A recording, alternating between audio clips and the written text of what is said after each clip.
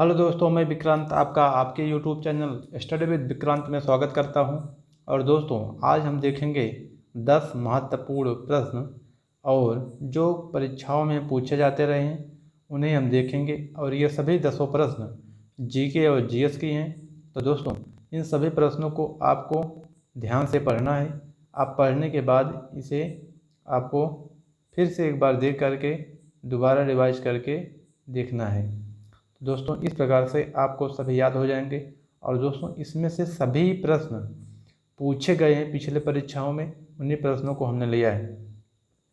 तो दोस्तों, देखते हैं पहला प्रश्न है, राष्ट्रीय युवा दिवस किस दिन मनाया जाता है? राष्ट्रीय युवा दिवस किस दिन मनाया जाता है? ए 12 जनवरी, बी 12 अप्रैल, सी 23 मार्च, डी है 10 अप्रैल। तो दोस्तों, इसमें आपका राइट आंसर है ए 12 जनवरी। दोस्तों, 12 जनवरी को स्वामी विवेकानंद जी के जयंती के उपलक्ष्य में, जन्मदिवस के उपलक्ष्य में राष्ट्रीय युवा दिवस मनाया जाता है 12 जनवरी।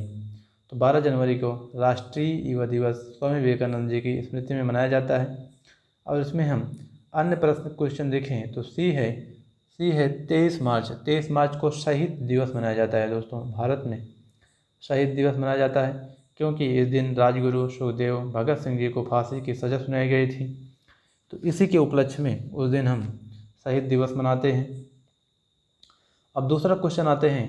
तो दूसरा क्वेश्चन है, सर्वोच्च न्यायालय के मुख्य न्यायाधीशों का वेतन कितना है?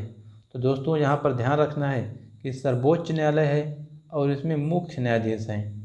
तो मुख्य न्यायाधीश जो हैं उनका वेतन है 2,80,000 रुपये मासिक, 2,80,000 रुपये मंथली का है। तो दोस्तों, 2,80,000 इनका मंथली का वेतन है। और अगर जो उच्च न्यायालय के, सर्वोच्च न्यायालय के अन्य न्यायाधीश होते हैं उनका वेतन है 2,50,000। अन्य न्यायाधीश का 2,50,000 है, मुख्य न्यायाधीश के वेतन 2,80,000 है। और दोस्तों, जो सर्वोच्च न्यायालय के अलावा उच्च न्यायालय के न्यायाधीश होते हैं उनका वेतन है मासिक 2,50,000। और उनके अन्य जो न्यायाधीश होते हैं उनके अधीनस्थ, जैसे उच्च न्यायालय के अन्य न्यायाधीश होते हैं मुख्य न्यायाधीश के अलावा, तो उनका वेतन होता है 2,25,000 मासिक। तो अब हम देखते हैं तीसरा क्वेश्चन है, योजना आयोग का गठन किस समिति की सिफारिश पर किया गया था? योजना आयोग का गठन किस समिति की सिफारिश पर किया गया था? ए है केसी नियोगी समिति, बी है सरदार स्वर्ण सिंह समिति, सी है बटलर समिति और डी है राष्ट्रीय योजना समिति। तो दोस्तों, इसमें आपका राइट आंसर है ए केसी नियोगी समिति। केसी नियोगी समिति के आधार पर राष्ट्रीय योजना आयोग जो था उसे बनाया गया था। और दोस्तों, अब इसे हम नीति आयोग बना दिया गया है, नीति आयोग। तो दोस्तों, वर्तमान समय में योजना आयोग को ख़त्म करके नीति आयोग बना दिया गया है 2015 में, जब से मोदी सरकार ने सत्ता संभाली है। तो 2015 से नीति आयोग बना दिया गया है। और दोस्तों, नीति आयोग का पूरा नाम है national institution for transforming India, national institution for transforming India. अब हम आते हैं, अगर इसमें हम दोस्तों और देखें तो सरदार स्वर्ण सिंह समिति का संबंध है मौलिक कर्तव्य से, मौलिक कर्तव्य। दोस्तों, मौलिक कर्तव्य का जो संबंध है वो सरदार स्वर्ण सिंह समिति से है, इसे जोड़ा जाता है। सरदार स्वर्ण सिंह समिति की सिफारिश के आधार पर मौलिक कर्तव्यों को बनाया जाता है। और इस टाइम राष्ट्रीय योजना समिति देखें तो राष्ट्रीय योजना समिति 1938 है, इसके अध्यक्ष थे पीटी नेहरू, पंडित जवाहरलाल नेहरू इसके अध्यक्ष थे। तो 1938 में बनाया गया था। अब देखते हैं चौथा क्वेश्चन है, हल्दी घाटी युद्ध का समय क्या है?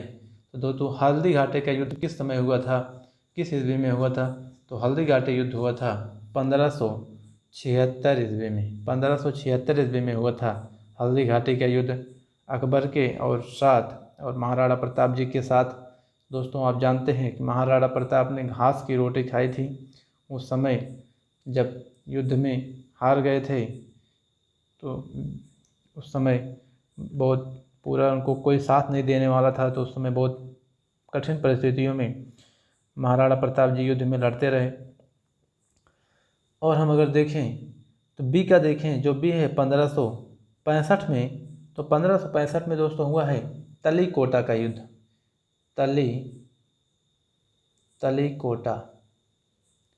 तलीकोटा का दोस्तों युद्ध हुआ है 1565 ईस्वी में। तलीकोटा का युद्ध हुआ है, जिसमें आप जानते होंगे विजयनगर जो साम्राज्य था उसका पतन हो गया था। आप जानते हैं विजयनगर जो साम्राज्य की स्थापना थी हरिहर और बुक्कर नाम के दो भाई थे, उन्होंने विजयनगर साम्राज्य की स्थापना की थी। पर तलीकोटा के युद्ध में 1565 में उसकी पतन हो जाता है। और हम और देखें तो सी है 1757 में जानते हैं दोस्तों, उस समय भारत में अंग्रेज़ों का कब्जा चालू हो जाता है, अंग्रेज़ आ जाते हैं। 1600 ईस्वी में जब अंग्रेज़ आते हैं तो उसमें 1757 में प्रथम प्लासी का युद्ध होता है दोस्तों।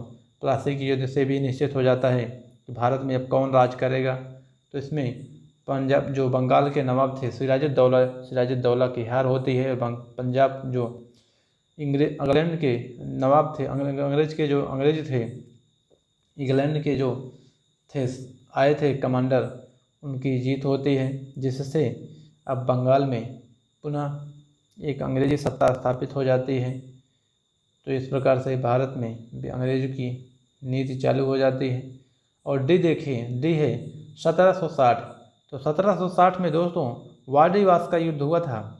1760 में वाडीवास का युद्ध हुआ था और वाडीवास में युद्ध में फ्रांसीसियों की पराजय होती है दोस्तों। फ्रांसीसियों की पराजय होती है 1760 में वाडीवास के युद्ध में। पांचवा क्वेश्चन है निम्न में से किस लेखक की भारत दुर्दशा रचना है। भारत दुर्दशा किसकी रचना है? प्रेमचंद, भारतेंद्र हरिश्चंद्र, दयानंद सरस्वती और डी है मैथिली शरण। तो दोस्तों इसमें आपकी भारत दुर्दशा जो रचना है उनकी है भारतेंद्र हरिश्चंद्र जी की। तो दोस्तों भारतेंद्र हरिश्चंद्र जी की रचना है भारत दुर्दशा। और हम अगर प्रेमचंद की रचना के देखें तो प्रेमचंद की रचना है गोदान, गबन, सेवा सदन, प्रेमाशरम, निर्मला आदि जो प्रेमचंद की रचनाएं हैं। और हम मैथिली शरण देखें तो दोस्तों मैथिली शरण साकेत के द्वारा मैथिली शरण को प्रसिद्धि मिली है। अब हम देखते हैं छठा क्वेश्चन। तो छठा क्वेश्चन है महात्मा गांधी को सर्वप्रथम राष्ट्रपिता किसने कहा था? महात्मा गांधी को सर्वप्रथम राष्ट्रपिता किसने कहा था? तो ए है भगत सिंह, बी है सुभाष चंद्र बोस, सी है सरदार वल्लभ भाई पटेल जी, डी है रविंद्रनाथ टैगोर। तो दोस्तों इसमें आपका राइट आंसर है बी, सुभाष चंद्र बोस जी ने सर्वप्रथम महात्मा गांधी को राष्ट्रपिता कहा था। और अब देखते हैं हम, और दोस्तों अगर हम रविंद्रनाथ टैगोर देखें तो रविंद्रनाथ टैगोर को गुरु को उपाधि दी गई थी, जिन्हें महात्मा गांधी जी ने सबसे पहले रविंद्रनाथ टैगोर जी को गुरु कहा था। तो गुरु रविंद्रनाथ टैगोर जी इनका नाम भी जोड़ा जाता है, उपनाम भी है। सातवां क्वेश्चन देखें तो सातवां क्वेश्चन है प्रथम बार कांग्रेस की अध्यक्षता किसने की? प्रथम बार कांग्रेस की अध्यक्षता किसने की? ए है पंडित जवाहरलाल नेहरू, बी है दादा भाई नौरोजी, सी है व्योमेश चंद्र बनर्जी, डी है बदरुद्दीन तैयब जी। तो दोस्तों इसमें आपका राइट आंसर है सी, व्योमेश चंद्र बनर्जी। जब पहली बार कांग्रेस की अध्यक्षता की गई थी तो व्योमेश चंद्र बनर्जी के द्वारा की गई थी।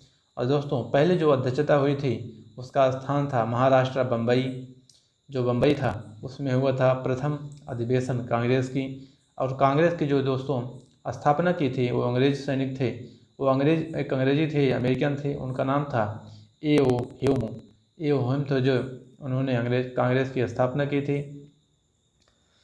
और हम इसमें देखें तो बदरुद्दीन तैयब जी हैं दोस्तों। बदरुद्दीन तैयब जी प्रथम मुस्लिम अध्यक्ष हैं कांग्रेस के, प्रथम मुस्लिम अध्यक्ष।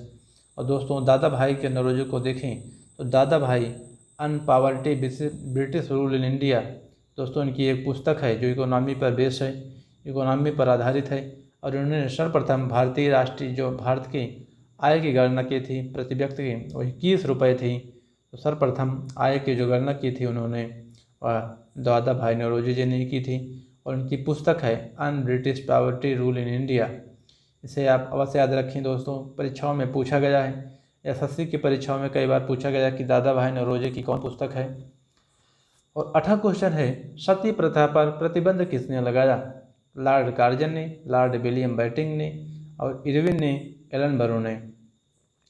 तो दोस्तों सती प्रथा पर प्रतिबंध लगाया था लॉर्ड विलियम बेंटिंक ने। तो लॉर्ड विलियम बेंटिंक ने सती प्रथा पर प्रतिबंध लगाया था। और दोस्तों अब अगर हम अन्य देखें तो एलन बरो जो हैं, लॉर्ड एलन बरो ने दोस्तों भारत में दास प्रथा की समाप्ति की। भारत में दास प्रथा को किसने समाप्त किया? तो एलन बरो ने भारत में दास प्रथा को समाप्त किया। और अगर हम इरविन के बारे में देखें तो दोस्तों इरविन ने शारदा एक्ट पारित किया था। शारदा एक्ट आप शारदा एक्ट जानते होंगे, जिसके तहत जो महिलाएं हैं, लड़कियां हैं, उनकी उम्र शादी की रखी गई थी 14 वर्ष और लड़कों की 16 वर्ष।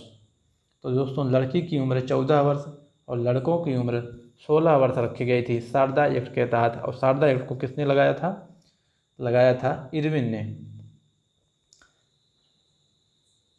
और हम देखते हैं दोस्तों नवा क्वेश्चन है, मुगल वंश का संस्थापक कौन था? अकबर, बाबर, हुमायूं, कुतुबुद्दीन ऐबक। तो दोस्तों जो मुगल वंश का संस्थापक था वह था बाबर था मुगल वंश का संस्थापक। अब 10वां क्वेश्चन देखें। 10वां क्वेश्चन है, भारतीय पुनर्जागरण का पिता किसे कहा जाता है?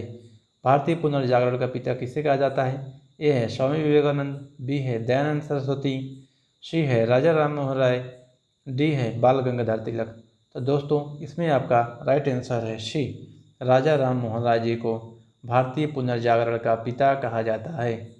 तो दोस्तों भारतीय पुनर्जागरण का पिता किसे कहा जाता है? राजा राम मोहन राय को। तो बस दोस्तों आज के लिए इतना ही। और दोस्तों हमारे चैनल को लाइक, सब्सक्राइब और शेयर करना मत भूलिए दोस्तों। आज के लिए आपको बहुत बहुत धन्यवाद।